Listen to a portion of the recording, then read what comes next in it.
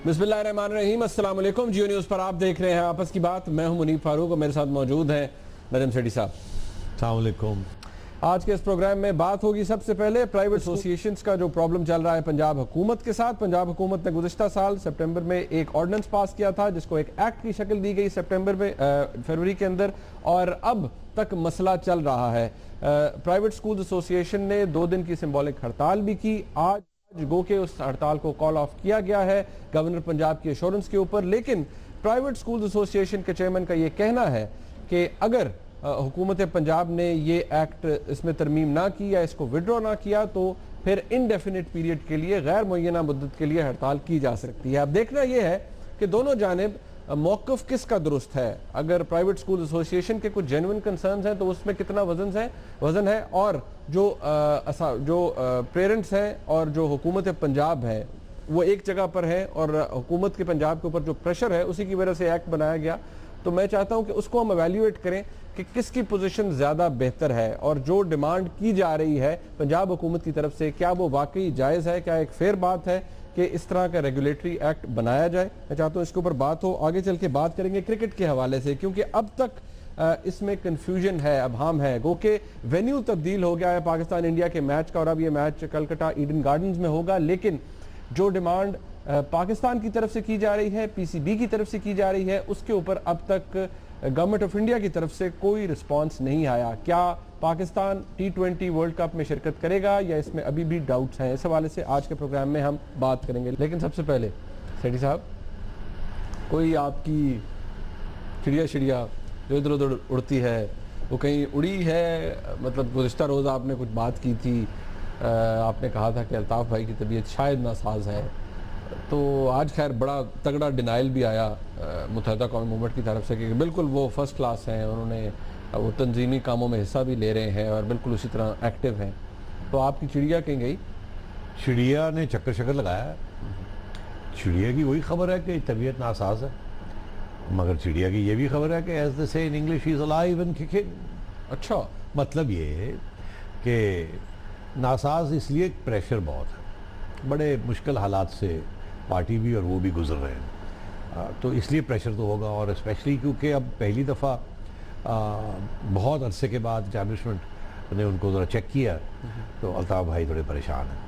फिर ये जो रिसेंटली जो हालात हुए कि एक नई लीडरशिप का क़याम नज़र आ रहा है और उसके पीछे किसका हाथ है वो भी नज़र आ रहा है। वो कोई छोटी मोटी पार्टी नहीं है या कोई छोटी मोटी साजिश नहीं है, इस्टेब्लिशमेंट कर रही है, तो ज़ाहिर है तबीयत नासाज है।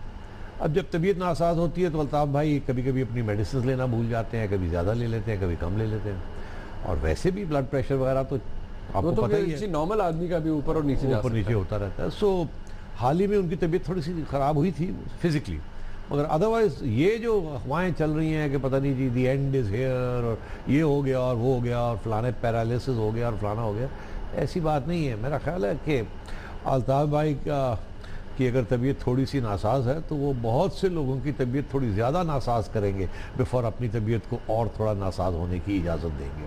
ओए यार, इतना कॉम्प्लेक्स आपने लैंग्वेज इस्तेमाल की। इसको समझने के लिए मुझे रिवाइंड का बटन दबाना इसीलिए बस यही छोड़ दीजिए इस बात को कि सबको समझने की कोशिश करें। यानी कि आपने भी कल डॉक्टर फारूक सत्तार साहब की तरह आपने भी कहीं वो ढके छुपे लफ्जों में कहीं भी इशारा कर दिया है। हाँ, मैंने इशारे ही कर सकते हैं। अब इससे ज़्यादा बात करेंगे तो शायद हमारी तबीयत ना नासाज हो जाए। अल्लाह रहम करे इस बात। हमारी वैसे बड़ी नासाज हुई है पिछले साल यार, वैसे बड़ी नाज़ियातियाँ होती रही। नहीं, अब हम इस जोगे नहीं रहे कि हम अपनी तबीयत नासाज नहीं, अब हमने नहीं अपनी तबीयत नासाज करनी। हम अच्छे बच्चे। Very good. तो नजम सेठी साहब, आ जाइए पंजाब, आ जाइए लाहौर के अंदर जहाँ प्रोविंशियल हुकूमत का गढ़ है और उनका मसला चल रहा है प्राइवेट स्कूल एसोसिएशन के साथ। आपको याद होगा, जिस तरह मैंने थोड़ा सा बैकग्राउंड दिया कि सितंबर में एक ऑर्डिनेंस पास किया गया था पंजाब गवर्नमेंट की तरफ से, ऑल्दो उसे चैलेंज किया गया प्राइवेट स्कूल एसोसिएशंस की तरफ से। मेन बात यही थी कि उन्होंने कहा जी कि आप इस तरह हर साल फी नहीं बढ़ा सकते, कभी 5, कभी 10, कभी 20, आप सिर्फ एकेडमिक ईयर के शुरू में 5% बढ़ा सकते हैं। अब भी क्योंकि वो एक्ट बन गया है पंजाब असम्बली के अंदर बाकायदा तौर पर, अब प्राइवेट स्कूल्स की एक बड़ी तादाद ने एक सिंबॉलिक हड़ताल की थी 2 दिन के लिए। आज वो हड़ताल ज़रूर कॉल ऑफ की गई है गवर्नर पंजाब की एश्योरेंस के ऊपर कि जी मामला हल कर लिया जाएगा। लेकिन आज काशिफ मिर्ज़ा साहब जो कि उसके हेड हैं एसोसिएशन के, उन्होंने क्या कहा, मैं चाहता हूँ ज़रा क्लिप देखिए। आज भी तो हमने 2 दिन की हड़ताल की है, तो गैर मुअय्यना मुद्दत के लिए भी हड़ताल इंशाल्लाह इंटैक्ट है, उसमें हमने ये नहीं कहा मौखर की है, खत्म नहीं की। क्या कहते हैं कि गैर मुअय्यना मुद्दत के लिए भी हड़ताल जो हमारी कॉल है वो भी इंटैक्ट है। आज हमें गवर्नर की एश्योरेंस है कि जी हम मामला हल करेंगे, लेकिन साथ ही फिर पंजाब के वज़ीर तालीम राना मशहूद साहब ने कहा जी कि हम ब्लैकमेल किसी से नहीं होंगे, और जो इधर उधर से हमें थोड़ी बहुत खबर मिली वो यही कि जी कोई एक्ट वापस नहीं हो रहा, तरमीम का सोचा जा सकता है, लेकिन अभी तो उसके बारे में भी कोई बात ऐसी नहीं है, क्योंकि अभी तक जो नेगोशिएशन है वो बेनतीजे। ठीक, अमेजन सिटी साहब थोड़ा सा इसको हम देख लेते हैं, आपने उस एक्ट को गौर पढ़ा भी है। सबसे पहले तो आप मुझे ये बताइए कि क्या हुकूमत की तरफ से इस तरह का एक्ट पास करना और एसोसिएशन की तरफ से ये कहना कि हमसे कंसल्ट नहीं किया गया, क्या ये एक फेयर काम है पंजाब हुकूमत की तरफ से एक एक्ट पास कर देना और उन्हें बाउंड कर देना कि आप 5% से ज़्यादा फी नहीं बढ़ा सकते? देखिए, पहली बात तो ये है कि ये क्या मजबूरी आई पंजाब गवर्नमेंट के ऊपर कि उन्होंने ये एक्ट पास किया। उसके बाद की बात है कि कैसे किया, किसको कंसल्ट किया या नहीं किया। मजबूरी आई थी कि पेरेंट्स की तरफ से, आवाम की तरफ से प्रेशर बढ़ता जा रहा था कि सारे प्राइवेट स्कूल्स नहीं, एलिटिस्ट प्राइवेट स्कूल्स वो बहुत पैसे चार्ज करते हैं, उनकी जो फीस स्ट्रक्चर है वो बहुत ज़्यादा है, बढ़ाते आर्बिट्रेरली बढ़ा देते हैं, बहुत से एक्सपेंसेस बिलों में डाल देते हैं। मिडिल क्लास पेरेंट्स तो बिल्कुल अफोर्ड ही नहीं कर सकते कि इस किस्म के अनफोर्सीन एक्सपेंडिचर्स उनके सामने रख दिए जाएं and so on and so fourth. तो ये काफ़ी अरसे से प्राइवेट स्कूल्स की फाइनेंशियल प्रैक्टिसेस के ऊपर ऑब्जेक्शंस आ रहे थे फ्रॉम वेरियस पेरेंट्स बॉडीज़। तो अंडर पब्लिक प्रेशर गवर्नमेंट ने फिर ये एक्ट किया। उससे पहले मैंने सुना है कि काफ़ी निगोशिएशंस चलती रही, लेन देन होती रही, कंप्लेंट्स प्राइवेट स्कूल्स के खिलाफ आते रहे एंड सो ऑन। तो ये पहली बात हुई है कि it was under public pressure. अब पब्लिक क्या चाहती थी? सारा पब्लिक तो हमेशा ये चाहती है कि पब्लिक के एक्सपेंसेस कम से कम हो। पब्लिक की ये ज़रूरी नहीं कि पब्लिक वो देखती है बड़ी सोच समझ के कि क्या सर्विस क्या मुहैया की जा रही है, उसकी कीमत उसके साथ क्या ताल्लुक है या नहीं है एंड सो ऑन। कि is the price of education too high, is it fair, is it not fair. वो तो ये देखते हैं कि जी एक मिडिल क्लास बंदा है, वो 70-80 हज़ार या लाख या 2 लाख रुपए, 1.5 लाख रुपया कमा रहा है, और उसके 3 बच्चे हैं, और वो अगर किसी इस किस्म के स्कूल में चले जाएं तो 50-1 हज़ार रुपया महीना तो तनवी फीस के ऊपर लग जाता है। मतलब एवरेज एक प्ले ग्रुप के बच्चे की फ़ी तो जो एलिटिस्ट स्कूल जिनकी आप बात कर रहे हैं वो 26 से 28 हज़ार रुपया पर मंथ। अच्छा, अब मुख्तलिफ हैं। हाँ। उसके अंदर बहुत से चार्जेस हैं, कोई है बेसिक फ़ी है, फिर उसके बाद एक्स चार्ज है, वाई चार्ज है, एक्स्ट्रा करिकुलर एक्टिविटीज़ का चार्ज है, सिक्योरिटी का चार्ज है, जनरेटर का चार्ज है, ब्ला ब्ला ब्ला, जो एडिशंस उसके ऊपर होती हैं। अब एक तो पेरेंट्स का ये प्रोटेस्ट ही, जो एक फ़ीस ले लें हमसे और उसके बाद बता दें क्या फैसिलिटीज़ मिलनी है। ये क्या कि आप जो दिल चाहे उसमें ऐड और सब्ट्रैक्ट ऐड ही करते रहते हैं, आप नई नई चीज़ें डाल दें। गवर्नमेंट ने कहा सिक्योरिटी बढ़ाएं तो गार्ड्स की अब हमने बढ़ा दिया, तो उनकी फ़ी भी and so on and so forth. अच्छा, तो ये एक तो ये थी कि instability in the fee structure और uncertainty in the fee structure. हर साल आर्बिट्रेरली बढ़ा देना, डिपॉजिट्स ले लेना फिर वापस ना करना, काफ़ी अरसे के लिए डिपॉजिट सिक्योरिटी डिपॉजिट्स रखना, आर्बिट्रेरली फिक्स कर देना कि सिक्योरिटी डिपॉजिट कितनी होगी, 1 महीने की फीस होगी, 2 महीने की होगी, 3 महीने की होगी, 4 महीने की होगी, and so on and so fourth. तो अनसर्टेनिटी थी, यूनिफॉर्मिटी तो एक्सपेक्ट की नहीं जा सकती। नहीं, मेरा मतलब है यूनिफॉर्मिटी हर स्कूल के दरमियान तो नहीं हो सकती, मगर uniformity in terms of certainty कि भाई पता तो लगे हमारी क्या हमने देना है eight the end of the month. एक ये और एक ये कि जी बहुत सी आप एग्जॉर्बिटेंट फीस है, फीस बहुत ज़्यादा है, जो सर्विस आप प्रोवाइड कर रहे हैं वो उसके लायक नहीं है, इक्विवेलेंट नहीं है, इक्विवेलेंट। और इसके बहुत से पहलू है, छोटे छोटे पहलू है कि आप यूनिफॉर्म्स ऐसे क्यों, ये खास जगह से क्यों लेते हैं, स्टेशनरी जो है वो आप क्यों प्रोवाइड करते हैं, शूज़ जो हैं वो ज़रूरी है कि इसी मेक के हों, यहीं से ख़रीदे जाएं, और वो मार्केट में इतने के बिकते हैं, आप उससे दुगना चार्ज कर रहे हैं और कहते हैं हमसे ही लेंगे आप, and so on and so fourth. इस किस्म के छोटे छोटे बहुत से ऑब्जेक्शंस थे, जिसकी वजह से वो जो फाइनल पेमेंट जो पेरेंट्स करते हैं वो ज़्यादा हो जाती है। अच्छा, अब एज लॉन्ग एज वो पेरेंट्स प्रोटेस्ट करते रहे, अगर एक मोनोपोलिस्टिक पोजीशन है, अगर मुनीफ फ़ारूक का बच्चा, मुनीफ फ़ारूक चाहता है कि जी इस स्कूल में मैंने डालना है क्योंकि उसकी शोहरत है, अच्छी तालीम मिलती है, तो फिर मुनीफ फ़रूक को जो वो चार्ज करते हैं देना पड़ेगा। अगर मुनीफ फ़रूक नहीं दे सकता तो मार्केट का तकाजा ये है कहीं और डाल दें जहाँ आप दे सकते हैं। तो you can't have your cake and eat it too.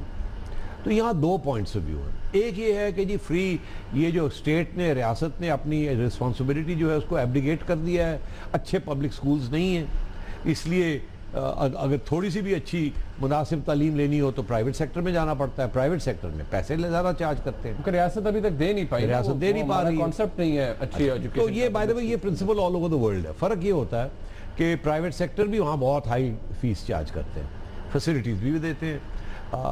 तो ये कोई नई बात नहीं है, ये कोई स्पेशली पाकिस्तान की बात नहीं है। हमारे यहाँ आदत पड़ी हुई है कि हर बात में हम कहते हैं रियासत जो है वो इंटरफेयर करे और हमें प्रोटेक्ट करे, कंज्यूमर को प्रोटेक्ट करे। अब उसके लिए कंज्यूमर प्रोटेक्शन एजेंसीज बन जाती हैं to see what the quality of the product is and so on. अब यहाँ पेरेंट्स एसोसिएशंस के पास उस किस्म के पार्स नहीं है, और क्योंकि फ्री मार्केट है और कोई रेगुलेटरी बॉडी भी नहीं है, और रेगुलेटरी बॉडी कोई नहीं, रेगुलेटरी बॉडी टेक्निकली तो है मगर on the spur of the on the dot जिसे कहते हैं कि एट एनी गिवन मोमेंट कोई रेगुलेटरी बॉडी नहीं, हाँ कोई फिक्स नहीं। अदरवाइज तो मिनिस्ट्री ऑफ एजुकेशन रेगुलेट करती है जनरली स्पीकिंग। अब तो ये प्रेशर के अंदर आके गवर्नमेंट ने जल्दबाजी करके पॉपुलिज्म का तकाजा था कि जी आप आवाम की बात सुने, उन्होंने ये कानून पास कर दिया जिसके मोटे मोटे 3-4 शिक्के। एक ये कि हर साल 5% से ज़्यादा फीस नहीं बढ़ा सकते। दूसरा ये है कि ये जो आप स्कूल यूनिफॉर्म्स और स्टेशनरी जो है आप कहते हैं फलाने से ही लेनी है, फलाने से नहीं लेनी, हालांकि फलाना जो है वो महंगा है और फलाना जो है वो सस्ता है। आप पहले से कह देते हैं फलाने से लेनी है, अब अगर उसको पता है मेरे से ही लेनी है सप्लायर को, जो मर्जी चार्ज कर ले, लेनी है नहीं लेनी ना लो, स्कूल में सस्पेंड हो जाओगे। तो ये जो प्रैक्टिसेस है ना इन स्कूल्स की, अब इसके बारे में दो बातें हैं, क्योंकि I know little bit about this. दो बातें ये है कि स्कूल्स का आर्ग्यूमेंट ये होगा कि हम यूनिफॉर्मिटी चाहते हैं, हम चाहते हैं एक ही क्वालिटी के कपड़ा हो, एक ही किस्म की टेलरिंग हो, एक ही रंग हो, एक ही सारा कुछ हो, बिकॉज ये हमारा स्कूल का एक डिसिप्लिनरी मोड है। तो अगर आपने वाइट शूज़ पहनने हैं, ये डिज़ाइन ही होना चाहिए कि स्टोर से ही लेने हैं आपने। वो ये भी कह सकते हैं कि ये यूनिफॉर्म है, इस कपड़े का कोट जैकेट होगी, इस कपड़े की पतलून होगी, ये रंग होगी, और फलाने डेजिग्नेटेड एजेंट्स हैं, एक है या दो हैं, उन्हीं से जाके आपने कपड़े खरीदने। अब जब अब उनके पास जाते हैं तो वो ठीक ठाक पैसे उतार लेते हैं। आप कहते हैं जी यही मैं कहीं और से बनवा लेता हूँ, मुझे सस्ते पड़ेंगे। स्कूल्स कहते हैं नहीं, आप और नहीं बना सकते क्योंकि आप इस किस्म की चीज़ नहीं बना सकेंगे, आपका कपड़ा या इंफीरियर होगा, या आपकी टेलरिंग ठीक नहीं होगी, आपका बच्चा अनटाइडी लगेगा, आपका बच्चा will stand out from the rest of it. हम चाहते हैं कि एक ही यूनिफॉर्म हो, एक ही यूनिटी हो, एक ही एंड सो ऑन, ये चलता रहता है। मगर बात यह है कि eight the end of the day private sector हमेशा जब इस किस्म की सिचुएशन होती है और पब्लिक का प्रोटेस्ट होता है तो regulatory authority has to step in and see. तो वहाँ तक तो ठीक है। अब चाहिए इनको ये था कि प्राइवेट स्कूल्स के साथ बैठते, उनसे कहते आप बताइए आप ये क्यों करते हैं, ये गवर्नमेंट कहती है हम बैठे हैं, और अगर और पेरेंट्स को भी बैठा लेते हैं, उनकी एसोसिएशन को भी बैठा, जो मुनासिब बात थी वो उसके ऊपर समझौता हो जाता। प्राइवेट स्कूल्स को भी थोड़ा इतना रिजिड नहीं होना चाहिए, उन्हें भी फ्लेक्सिबल होना चाहिए। आफ्टर ऑल मैं एक और प्राइवेट स्कूल का जिक्र करता हूँ, कॉन्वेंट ऑफ जीसस मेरी, one of the best schools in Lahore.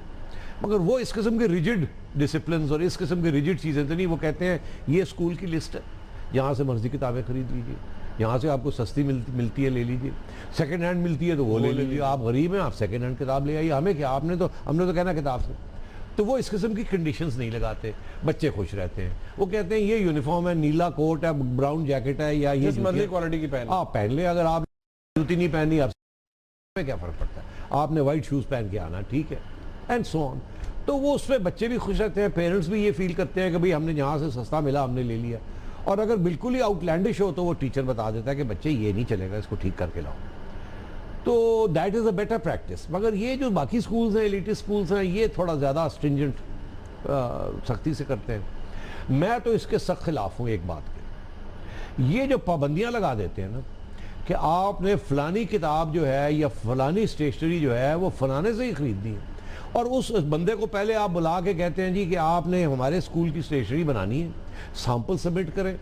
आप सैंपल सबमिट करते हैं, आपको वो प्रूव करते हैं, फिर कहते हैं जी इस तरीके से होगा, इस तरीके से होगा, इस तरीके से, वहाँ तक तो ठीक बात। मगर उसके बाद ये पाबंदी लगा दो के ऊपर कि सिर्फ उसी बंदे से लेनी है आपने और किसी से नहीं लेनी। दैट इज रॉन्ग, ये गलत है, this is a restrictive practice. अच्छा ये गलत है, ये नहीं करना चाहिए। इसी तरीके के साथ कि स्कूल से किताबें लेनी है।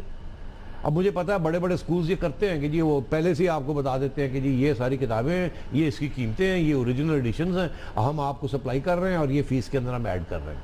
वो एक आध स्कूल तो उस लेवल पे कर सकता है, मगर जब ये मैस प्रैक्टिस बन जाती है तो इसमें घपले की बड़ी गुंजाइश होती है। तो मैं ये समझता हूँ ये जो सारी प्रैक्टिसेस हैं इन स्कूलों को एहसास होना चाहिए कि जहाँ कंसेशन दे सकते हैं पेरेंट्स को, जहाँ फ्री मार्केट रेगुलेट हो सकती है और मोनोपोलिस्टिक और रिस्ट्रिक्टिव प्रैक्टिसेस को बंद करना चाहिए, पहली बात। और दूसरी बात ये मुनीब, मैं ये समझता हूँ कि ये जो पाबंदी लगा दी है उन्होंने कि 5% से ज़्यादा फीस नहीं बढ़ सकती, इसकी कुछ जस्टिफिकेशन भी तो होनी चाहिए ना। Why not 4%, why not 6%? अच्छा एक मुझे ब्रेक का कहा जा रहा है, मैं चाहता हूँ इसके ऊपर मैं बात करना चाहूँगा। बिल्कुल, मैं इसके ऊपर बात करना चाहूँगा। मेरे जहन में बहुत से सवालात हैं जो पेरेंट्स का आर्गूमेंट है, उस हवाले से मैं बात करूँगा कि वो कितना रीजनेबल आर्गूमेंट है पेरेंट्स जो जिस चीज़ के ऊपर एहतजाज करते हैं। ब्रेक के बाद हमारे साथ रहिएगा।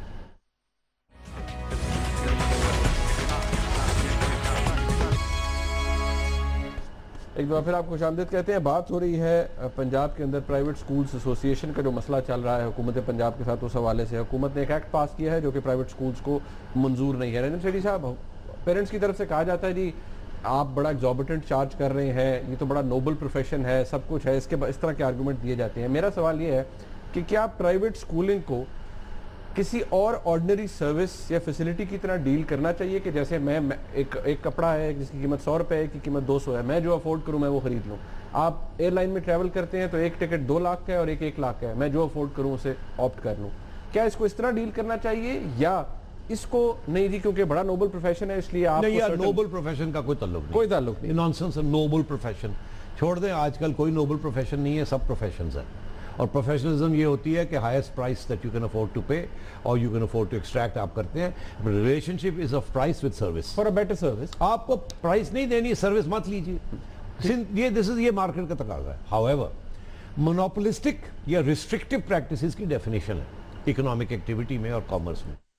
तो जहां रिस्ट्रिक्टिव प्रैक्टिसेस आ जाती हैं या मोनोपोलाइजेशन ऑफ हो जाती है तो उसको रिस्ट्रिक्ट करना और रेगुलेट करना ज़रूरी होता है। तो यहाँ जो मैं देख रहा हूँ मोनोपोलिस्टिक इस तरीके से है कि प्राइवेट स्कूल्स थोड़े से हैं, ठीक है, कितने ज़रा 5 लाख स्टूडेंट्स को या 10 लाख स्टूडेंट्स को सारे पाकिस्तान में वो केटर करते होंगे, तो that obviously it's an elite institution. तो ये वहाँ इनको मोनोपोलिस्टिक प्रैक्टिसेस बन जाती हैं कि जी ये है, लेना है, नहीं लेना, जाएँ कहीं और। तो रिस्ट्रिक्टिव प्रैक्टिसेस ये जो बाकी चीज़ें लिस्ट की गई कि जी बताए बगैर फीस बढ़ा देते हैं, बताए बगैर डिमांड क्रिएट कर देते हैं, फलानी एक्स्ट्रा सर्विस, फलानी एक्स्ट्रा सर्विस, फलानी एक्स्ट्रा सर्विस। गर्मियों में जनरेटर की फीस लगा देते हैं, यूनिफॉर्म्स के ऊपर स्कूल बंद होते हैं और स्कूल मतलब इस किस्म के छोटे छोटे आर्ग्यूमेंट्स बहुत से हैं। अब जाहिर है दूसरी तरफ से भी आर्ग्यूमेंट्स होंगे, क्यों करते हैं। मैं एग्जाम्पल देता हूँ। अब वो कहते हैं जी कि आप कहते हैं हम 5% फ्रीज लगा देते हैं, ठीक है हम लगा देते हैं, तो फिर ठीक है 5% फ्रीज हम टीचर्स सैलरीज के ऊपर भी लगा देते हैं। वो कहते हैं कोई रेज नहीं है, हम वहाँ भी फ्रीज लगा देते हैं। वो फिर वो कहते हैं जी कि हमारी रेंटल्स जो है वो 15-20% हर साल बढ़ जाती है जो हमने किराए की, बिजली जो है इतनी बढ़ जाती है, फलाना इतना हो जाता है। तो फिर कोई बताइए ना कि हम किसी के साथ तो हम अपनी इंक्रीज को रेगुलेट करें ना। ओके, है तो business at the end of the day it's a business. तो ये सारी इशू है। तो आई थिंक इसमें parents, government and teachers and school owners have to sit together and find a way out of this. ये जो rigid position government ने इख्तियार कर ली है ये भी ठीक नहीं है।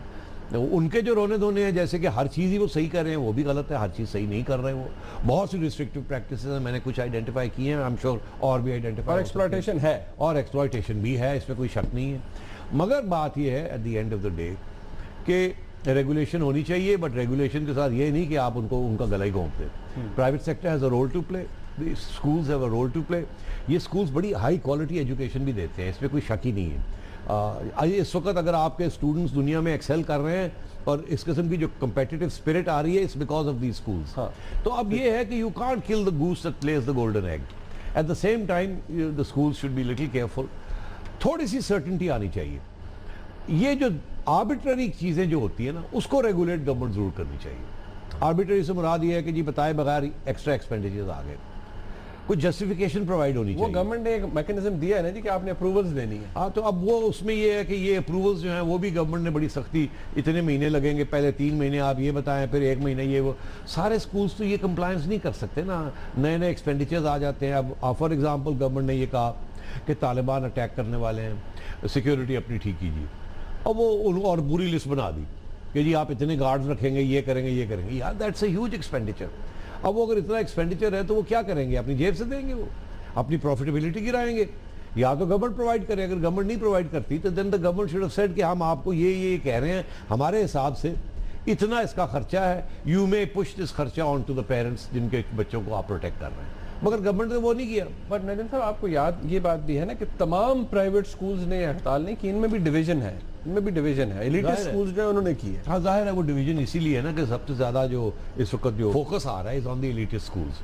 5-6 मेजर ग्रुप्स हैं जिनके ऊपर ये आ रहा है। अच्छा, वो फैसिलिटीज भी बड़ी अच्छी ऑफर करते हैं टीचिंग की, उनके teachers are better paid, better qualified, और वो एक्स्ट्रा करिकुलर भी बहुत सी चीजें करते हैं। For example libraries, research, curriculum development, teacher training, ये बहुत सी चीजें हो रही होती हैं। उनमें बहुत सी चीजों को सब्सिडाइज करना पड़ता है। दोनों साइड्स पर आर्गुमेंट ये है, वो कहते नहीं जी आप एक्स्ट्रा चार्ज भी करते हैं, अगर एक्टिविटी कराते हैं तो ये पेरेंट्स तो हमेशा ये कहेंगे ही, जो कंज्यूमर है वो तो हमेशा रोएगा ही।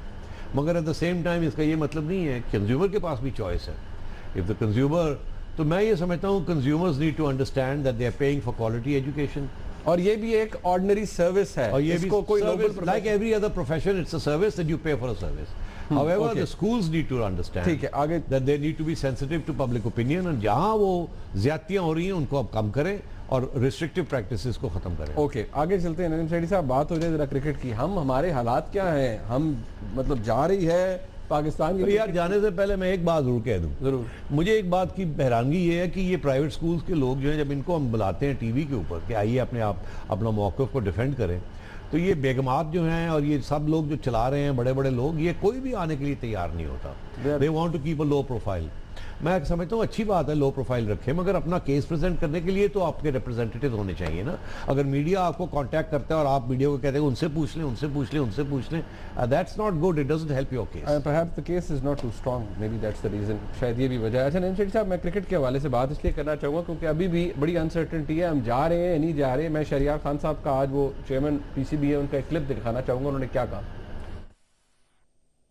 जो थ्रेट्स आ रही हैं वो पाकिस्तान स्पेसिफिक थ्रेट्स हैं, वो पॉलिटिकल पार्टीज की थ्रेट्स हैं, और वो कुछ उनके जो ग्रुप्स हैं वहाँ पर उनकी थ्रेट्स हैं। तो मैंने बता दिया है कि कलकत्ता बिल्कुल मंजूर है हमें, और हम वेलकम करते हैं, अप्रिशिएट करते हैं इस चीज़ को।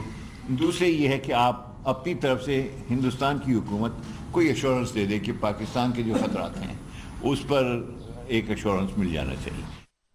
एश्योरेंस मिलनी चाहिए। नदीम सैयदी साहब, अभी मैं कुछ देर पहले देख रहा था, जियो न्यूज़ पे प्रोग्राम चल रहा था, ताकरा इंडिया की तरफ से भी पार्टिसिपेंट्स थे, तो क्या हम बहुत ज्यादा मांग रहे हैं पीसीबी या हुकूमत पाकिस्तान के लिए एश्योरेंस का? वो कहते हैं एश्योरेंस कैसी है? मैं अब तज्जियाकार तो नहीं बन सकता।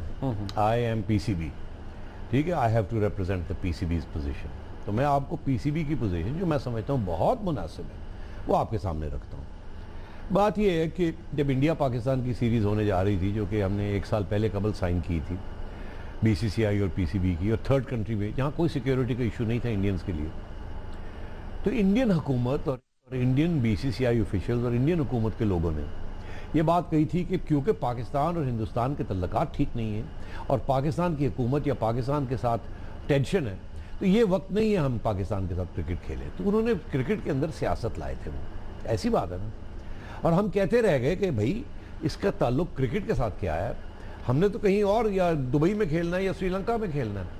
वहाँ उनके जो सेक्रेटरी हैं बीसीसीआई के, और वो एक बीजेपी के कारकुन भी हैं और एमपीए भी हैं, ठाकुर साहब, उन्होंने ये कहा कि नहीं जी हमारे लोग मर रहे हैं बॉर्डर के ऊपर और हम आप कहते हैं हम आपसे क्रिकेट खेलें, हम नहीं खेलेंगे। आज वही साहब हैं जो कि बीजेपी को रिप्रेजेंट करते हैं, मगर हिमाचल प्रदेश में कांग्रेस की गवर्नमेंट है वहाँ, और इनके वालिद और जो इस वक्त चीफ मिनिस्टर उनके वालिद वो भी पहले रहे हैं चीफ मिनिस्टर, और लड़ाई झगड़े इनके आपस में चलते रहे हैं। तो अब ये आपस के जो लड़ाई झगड़े हैं बीजेपी के और कांग्रेस के और ठाकुर फैमिली के और इस वक्त रूलिंग फैमिली के, वो सारे के सारे अब क्रिकेट के ऊपर उन्होंने ठोक दिए। ठाकुर साहब कहते हैं क्रिकेट होगी यहाँ, दूसरी पार्टी कहती है नहीं होगी। वो ज़माना था कि ठाकुर साहब कहते थे क्रिकेट नहीं हो सकती और कांग्रेस वाले बाहर बैठे हुए कहते थे होनी चाहिए, हमें क्या इसरार। तो ये एक तो इंटरनल पॉलिटिक्स। दूसरा ये कि बीजेपी ने भी एक हार्ड लाइन ली हुई थी पहले, अब उनके लिए उस हार्ड लाइन से पीछे हटना इतना आसान नहीं है, जबकि वो कहते थे कि नहीं हम तो पाकिस्तान के साथ क्रिकेट ही खेलेंगे। अच्छा, तो ये सारे बैकग्राउंड है। आइए अब ये एक इंटरनेशनल इवेंट हो रहा है, इंडिया कर रहा है, अब ये लाजिम है कि India will provide security to everyone. तो एक तो जनरल लेवल ऑफ सिक्योरिटी है, कोई ऑस्ट्रेलियंस के लिए बाकी किसी के लिए कोई special security is not required. Pakistan के लिए special security is required because there is an anti Pakistan sentiment and feeling, जो कि सियासी जमातों ने उसको साहब ने उसे फ्यूल किया है ना, उसको फ्यूल किया है, अब वो भुगतना पड़ेगा। और ऊपर से आपस में लड़ाई है कांग्रेस की और उसकी, वो एक दूसरे के खिलाफ पॉइंट स्कोरिंग कर रहे हैं। बीसीसीआई चुप करके बैठी, उसको समझ नहीं आ रही हम क्या करें, आईसीसी को समझ नहीं आ रही हम क्या करें। हमारा जेन्युइन प्रॉब्लम है, हम जाना चाहते हैं खेलने के लिए, ऐसी की तैसी हम खेलेंगे, मगर यार वहाँ को खुदा ना ख्वास्ता है इस किस्म के माहौल में, जहाँ चीफ मिनिस्टर्स कह रहे हैं हम नहीं सिक्योरिटी दे सकते, कोई कहता है खेलना नहीं चाहिए। वो अब देखिए आम आदमी पार्टी दिल्ली में, वहाँ तो मैच भी नहीं हो रहा और वहाँ उन्होंने शोर डाल दिया कि नहीं होना चाहिए, नहीं खेलना चाहिए, वहाँ भी सियासत हो रही है। तो इस किस्म के माहौल में कहीं ना कहीं हालात ख़राब हो सकते हैं। हमारी टीम को बस ले जा रही है, रास्ते में स्टोनिंग हो जाती है, हमारी टीम के घाव हो जाता है, बस का पथराव हो जाता है स्टेडियम के अंदर, एनीथिंग कैन हैपन। तो उसके साथ माहौल ख़राब हो सकता है, हमारी टीम का मोराल ख़राब हो सकता है, यहाँ एक बैकलैश आ सकती है पाकिस्तान में। हमने उनको समझाने की ये कोशिश की है, आधी बात तो अब समझ गए, बड़ी लेट। हमने कहा था यहाँ मत करें, वहाँ वो खिलाने नहीं चाहते और आप ज़बरदस्ती हमें हिमाचल में खिला रहे हैं, वहाँ का चीफ मिनिस्टर कहता है तो तब्दील होगी। अब वो जाके मर के रो पीट के उन्होंने जा, अच्छा जी ठीक है जी ठीक है, चले जी हम तब्दील कर लेते हैं, हम कलकत्ते ले जाते हैं। अब बात यह कलकत्ते में भी एक ज़माने में गड़बड़ हुई थी, मगर चलिए छोड़िए। अभी ममता बनर्जी की गवर्नमेंट है, उन्होंने खैर मकदम किया, उन्होंने कहा हम आपको सिक्योरिटी प्रोवाइड करेंगे। चले होगी, मुझे ब्रेक का कहा जाए, चले फिर ये बात मैंने करनी है। नहीं, मैं इसके ऊपर एक्चुअली आऊंगा क्योंकि पीसीबी का आज मौक़िफ़ अभी पहले मैंने दिखाया, शहरियार खान साहब ने क्या कहा। एक ब्रेक ले लेते हैं, वापस आते हैं।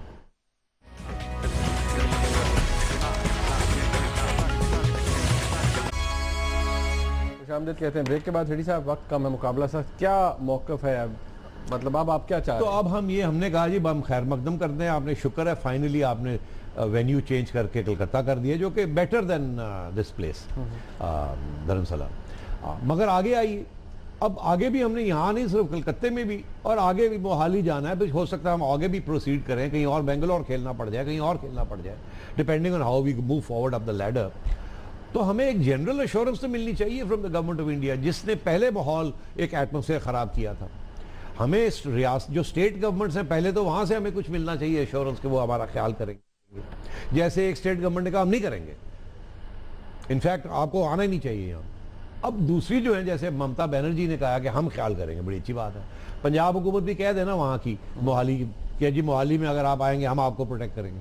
मगर that's not the only thing. पता नहीं कितनी स्टेट्स हैं जहाँ ये मैचेस होने हैं, it's nearly 1 month long competition.